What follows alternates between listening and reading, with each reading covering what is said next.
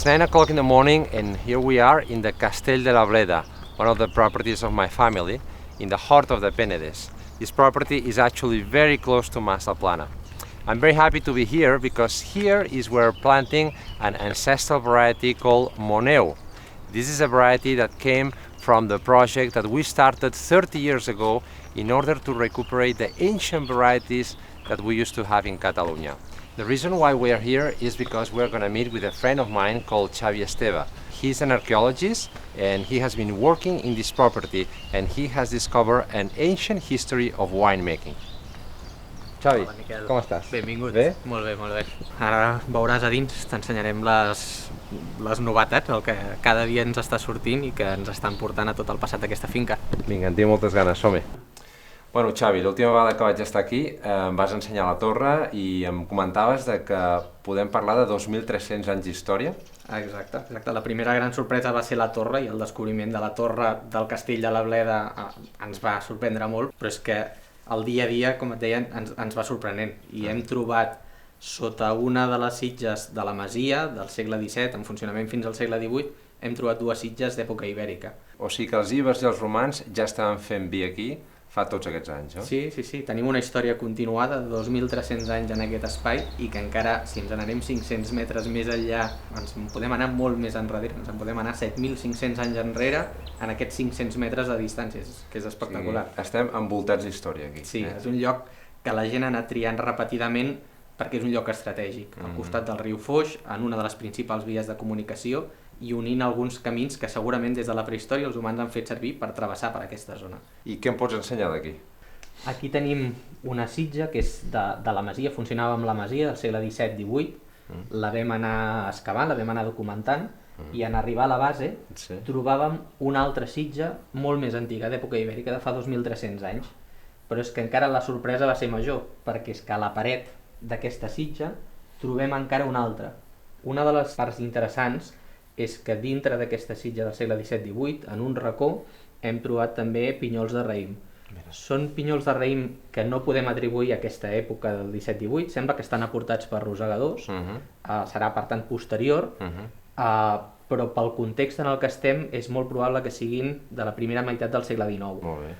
Si realment són pinyols de raïm anteriors a la filoxera, poden ser molt interessants a nivell de recerca per conèixer aquestes varietats ancestrals que esteu recuperant. Doncs vinga, aviam si tenim sort i podem descobrir quina varietat feien servir. I tant, seria molt interessant. Xavi, i em comentaves que heu trobat també una premsa, una premsa per premsar raïm. Sí, quan vam arribar això era una porta d'entrada amb aquestes dues grans pedres als costats que ja es veia que havia sigut una premsa. Al començar a treballar-ho hem pogut veure que se'ns conserva el plat de premsa de pedra amb restes encara de fusta de la gàbia que hi havia. L'espai pel cargol encara està reservat i hem trobat la cubella on es recollia el fruit d'aquesta premsada. I és curiós que això és una premsa vertical de cargol, no? Sí. Que es feia servir en aquella època i ara, després de tants milers d'anys, doncs continuem fent servir unes premses similars, amb més tecnologia, però que tenen les mateixes característiques. Sí, cada cosa en el seu moment és tecnologia punta, perquè només veure la feina d'artesania de crear el cargol interior perquè després l'altre cargol pugui pujar, també és tecnologia punta, aplicada al seu moment. Però igual que ara les premses hidràuliques n'hi ha cada dia de millors i més evolucionades, el fet de crear aquestes premses ja té el seu interès. Tot aquest esforç significa que en aquella època ja es prenien la producció de vi molt seriosament, no? Era una cosa important per ells. Estem en un moment de transició entre una època en la que els cereals han sigut els protagonistes, hi ha hagut un canvi climàtic, la petita edat del gel, i el Penedès ha sigut una zona que havia sigut de sempre, des que arriba la vinya, ha sigut una zona on es conrea la vinya.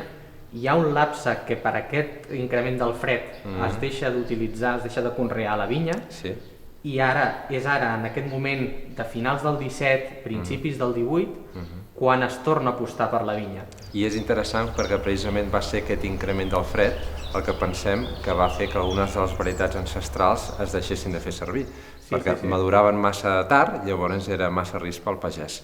I ara que està tornant aquest canvi climàtic, aquest increment de temperatures, potser podem fer servir les varietats que es feien servir en aquella època també.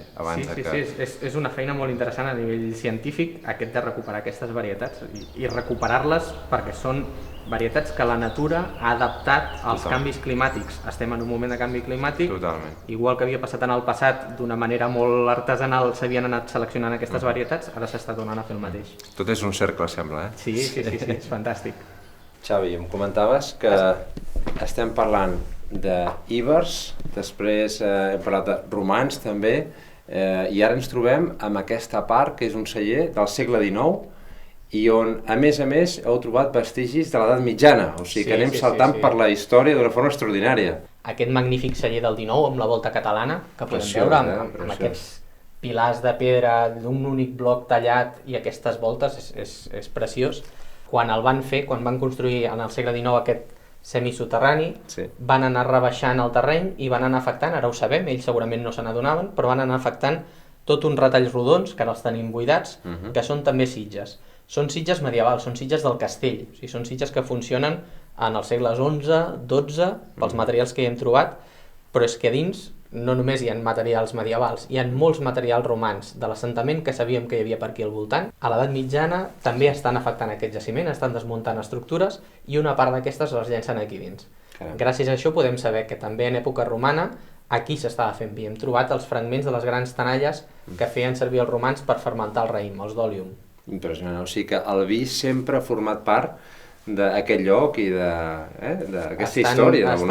Estan lligats permanentment. Els llocs on fa 2.000 anys estaven fent vi, en el segle XIX hi ha el celler. O sigui, està tot lligat, el cercle que deies abans. És impressionant, Bueno, Xavi, escolta. This was a great morning. To have the chance to spend some time with Xavi and to talk about the history and this place, well, it made me think that as a family, it's many times we think a lot about the day-to-day, but the reality is that we are here continuing a work that was started by other families, sometimes hundreds or even thousands of years ago. It's so important to know our origins in order to find our future.